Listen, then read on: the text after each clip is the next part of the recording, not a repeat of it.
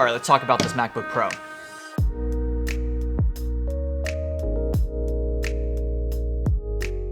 I picked it up kind of on a whim before one of my shoots. I was headed to Salt Lake, so Best Buy just happened to have the base model 16-inch MacBook Pro in stock, so I decided to pick it up and hang out with it for a couple weeks, see how I liked it, and see how the base model performed. This is the M1 Pro, not the M1 Max. Again, this is the base model. One of the main reasons why I picked it up, aside from making YouTube videos with it and testing it out, is I wanted to see how the base model performed because, again, a lot of people are speccing out their MacBook Pros, and I think depending on your main use of the MacBook Pro and kind of the scale of which you're operating, this might be perfect for you. There's no sense in you spending $4,000 on a laptop when this is $2,500. Right off the bat, let's just go through the specs. Base model, it's gonna come with the M1 Pro. It's gonna come with 16 gigs of RAM and the 512 gig hard drive. I had a lot of people commenting on my last video why I would get a laptop that only has 512 gigs of hard drive space.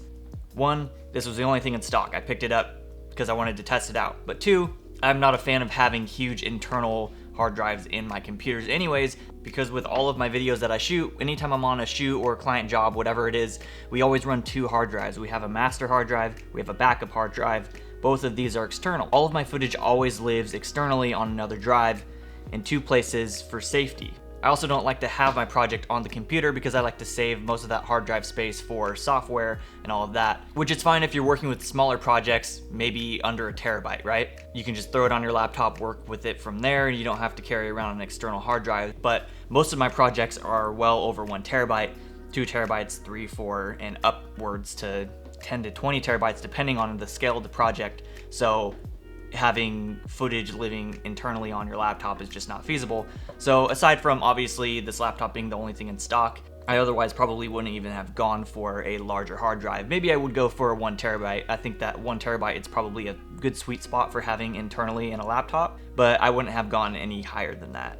Now, one thing to keep into consideration with this video is pretty much everything I was doing with this laptop was video editing, some light photo editing in Lightroom, but mainly the bulk of my workload is all video editing. So if you are not into video editing like this guy, then you probably are not going to get much value out of these opinions that I'm about to talk about. Let's get right into it with the first impressions of this laptop. I was incredibly impressed with the look of it. It reminded me of kind of the pre-2015 MacBook Pros. I always loved the old casing of the MacBook Pro. The 16-inch here in particular is incredibly heavy, incredibly large. The screen though is incredible, so you can see why the extra size would be worth it. I like that they reverted back to a lot of the old ports that they took out in previous models.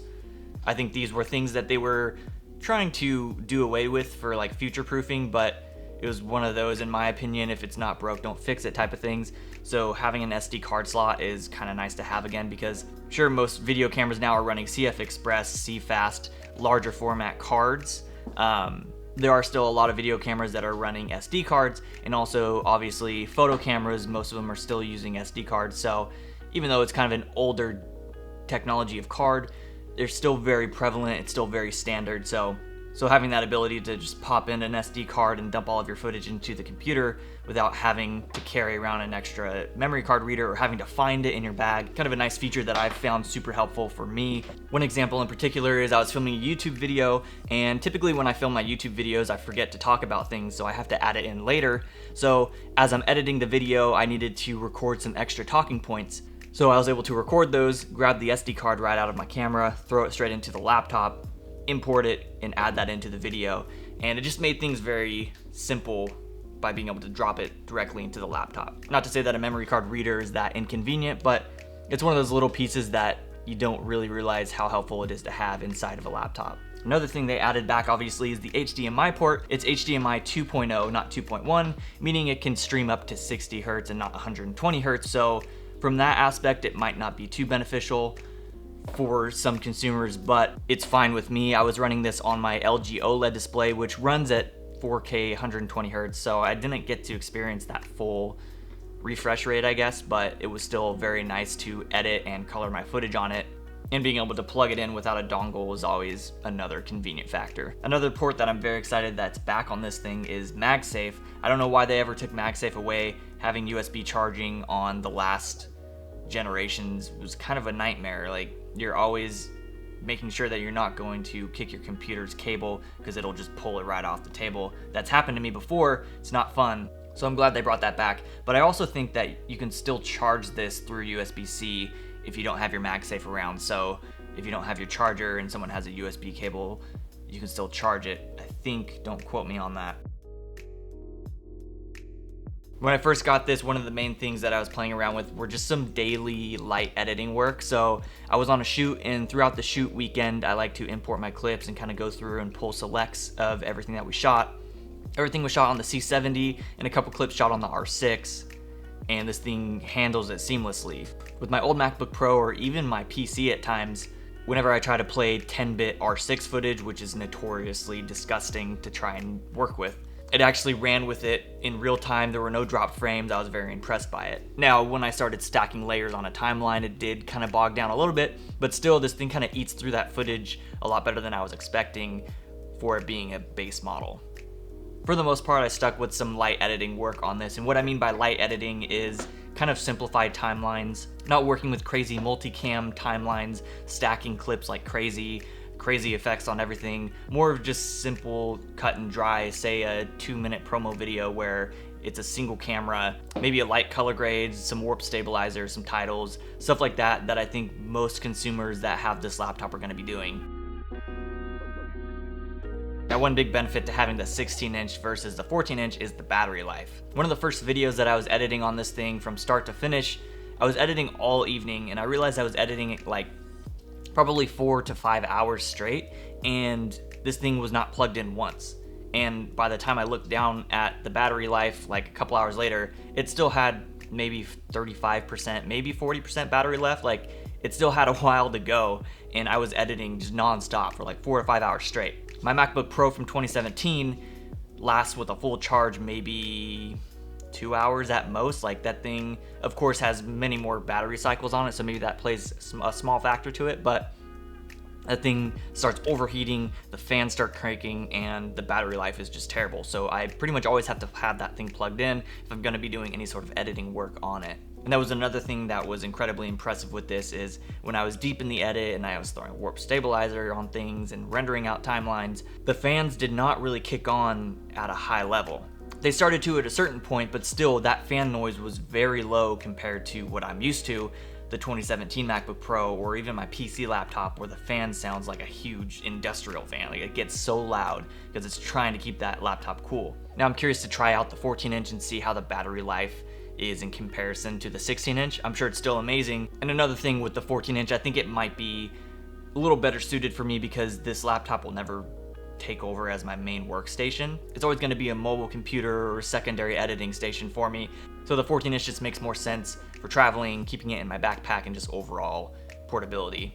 It's hard to hate an Apple device. Of course, you're going to be paying a premium for it, but that comes with the design and the quality that Apple provides. I think that the trackpad on this is probably the best trackpad across any laptop computer. I'll say that now, and maybe I'll get some hate in the comments, and prove me wrong if you've found a trackpad that's better than this, but I've never used a PC laptop that I actually liked the trackpad. The new keyboard is really nice too. They got rid of the touch bar, which I was never really a fan of the touch bar. It always just felt like another piece that could go out and I have to send it in to get fixed. So that was one thing that I did not miss them taking away. I was actually pretty happy about it. So keyboard feels nice, trackpad feels nice. It's everything you're gonna get from Apple. It's a MacBook Pro keyboard and trackpad. You can't really go wrong with it. You just kind of know going into it that those are going to be great. The XDR display is amazing. I think from a specs point, it's very similar to the Retina display, just with some added technology to it.